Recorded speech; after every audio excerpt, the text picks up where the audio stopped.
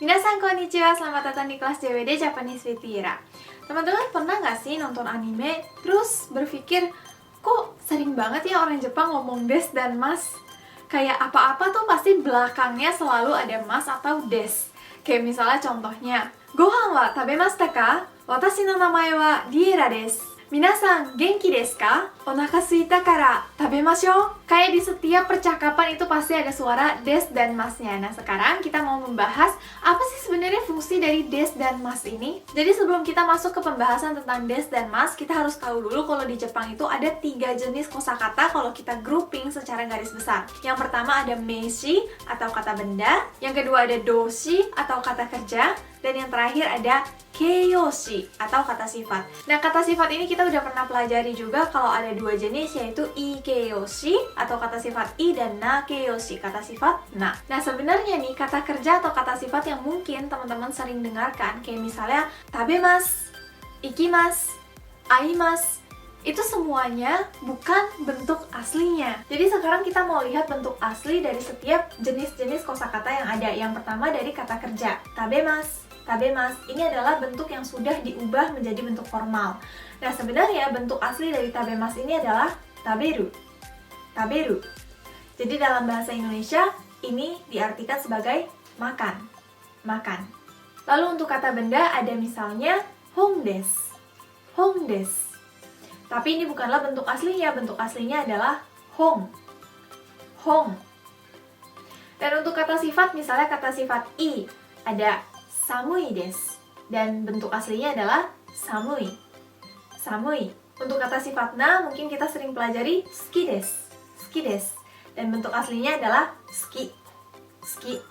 Nah, bentuk-bentuk yang tidak ditambahkan dengan mas atau des ini disebut dengan jishuke atau bentuk kamus, atau bisa juga kita bilang dengan futsuke atau bentuk polos. Nah, sekarang kita bahas tentang des dan mas. Des dan mas ini bisa kita bilang adalah sufiks. Sufiks ini adalah sebuah tambahan kosakata yang ditempelkan dengan sebuah kosakata lainnya dan akan mengubah arti dari kosakata tersebut. Dan kalau kita lihat dari cara penggunaan dari sufiks des dan mas ini lumayan mudah sih sebenarnya, karena tinggal ditambahkan aja ke kosakata yang mau kita pakai. Tapi syaratnya, mas itu hanya bisa dipakai untuk kata kerja, tapi kalau des ini bisa dipakai untuk semuanya. Sekarang kita mau membahas tentang fungsi dari des dan mas ini sendiri. Yang pertama sebagai keterangan waktu. Jadi kalau teman-teman nih yang udah pernah belajar bahasa Jepang pasti udah tahu kalau bunpo atau grammar di Jepang itu secara garis besar terbagi atas 2 jenis. Yang pertama adalah bentuk lampau atau kakoke, dan yang kedua adalah bentuk sekarang atau genzaike. Pertama kita mau membagi tabel ini menjadi bentuk lampau dan bentuk sekarang. Dan di sisi kirinya kita mau deretkan kata kerja, kata benda, kata sifat i, dan kata sifat na. Mulai dari kata kerja, tadi kita udah belajar tabemasu. Tabemasu. Kata benda, hong desu. Hong desu. Kata sifat i, samui desu. Samui desu. Kata sifat na, suki desu. Suki desu.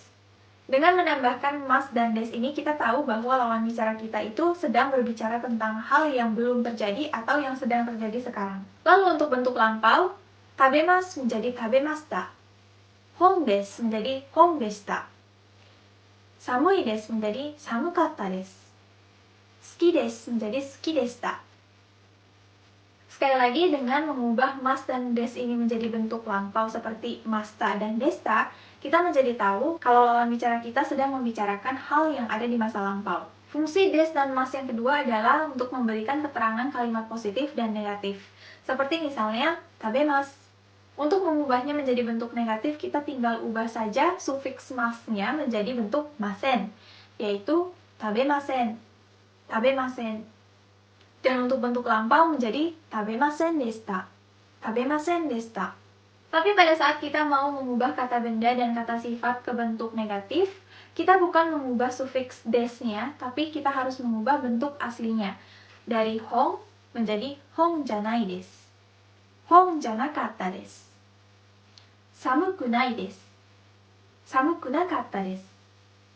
Suki janai desu. Suki janakatta desu. Lalu tadi di awal saya sudah bilang kalau des ini bisa dipakai ke kata kerja juga, tapi dengan syarat. Syarat ini maksudnya adalah Des hanya bisa dipakai apabila kata kerjanya berbentuk negatif. Tabenakatta desu.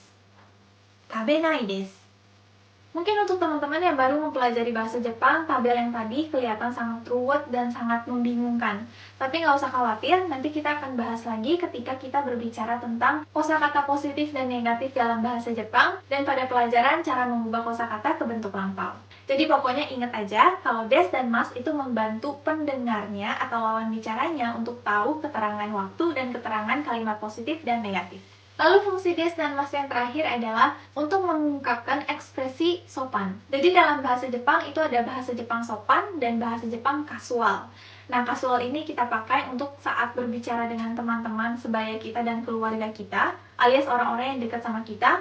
Tapi kalau bentuk sopan ini kita pakai ketika kita berbicara dengan guru kita, ke orang-orang yang baru kita kenal, dan lain-lain. Dan ketika kita berbicara dengan orang-orang seperti ini, kita harus memakai bentuk des dan mas karena lebih polite atau sopan. Andi-san, kusuri o nomimashita ka? Andi, kusuri nonda? Dari dua kalimat ini mungkin teman-teman juga udah ngeh kalau kalimat yang pertama tadi itu terdengar jauh lebih sopan daripada kalimat yang kedua. Jadi sekian pembahasan tentang des dan mas. Kalau misalnya ada pertanyaan dan ada request, silahkan tulis saja langsung di kolom komentar. Dan sampai jumpa lagi di kelas berikutnya. Matane!